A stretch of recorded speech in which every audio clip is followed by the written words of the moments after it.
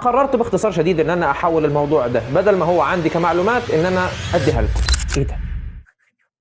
الموضوع بدأ أول ما نزلنا على مصر، ما بعرفش إلا المترو والتاكسي، لحد ما الواحد بدأ يحس إن هو التاكسي أوبر وديدي الحاجات هاي بتقص الظهر، ويعني هنشحت كمان يومين، فقلنا لا لازم نلاقي حل وستوب لحد هنا، إحنا لازما غصب عننا هنفهم المواصلات دي بتمشي إزاي، وهو ما كان، ولكن عن طريق إيه؟ إن أنا كل مرة بنزل بتوه فيها، بعد ما بقيت ساكن في الحرفيين وفي السلام، فأنا أول مرة سمعت أصلا في موقف السلام كان بالنسبة لي ده نهاية الكون، أنا أول مرة رحت موقف السلام قبل المبنى الجديد اللي هو الموقف القديم كان حاجة حزن، تهت لما زهقت، وفضلت أتوه مرة ورا التانية ورا التالتة لحد ما بدأنا ان احنا نتعلم المواصلات حبة حبة، واحسن طريقة انك تتعلم حاجة انك تتقرص منها مش هتنساها بعد كده. وبعد اكتر من سنة من اللف والدوران والتوهة الواحد بقى عنده حصيلة معلومات قد كده، فقررت باختصار شديد ان انا احول الموضوع ده بدل ما هو عندي كمعلومات ان انا اديها لكم، واعمل محتوى بوثق فيه تجربتي لمختلف وسائل المواصلات، وبستقبل رسائل الناس كلها لاي حد عايز يروح اي مكان، وعلى قد ما بعرف بساعد. ولو عايز تتابع الرحلة معايا لحد ما تبقى الصفحة دي هي مصدر معرفتك في المواصلات الأول، تابعني واستنى اللي جاي.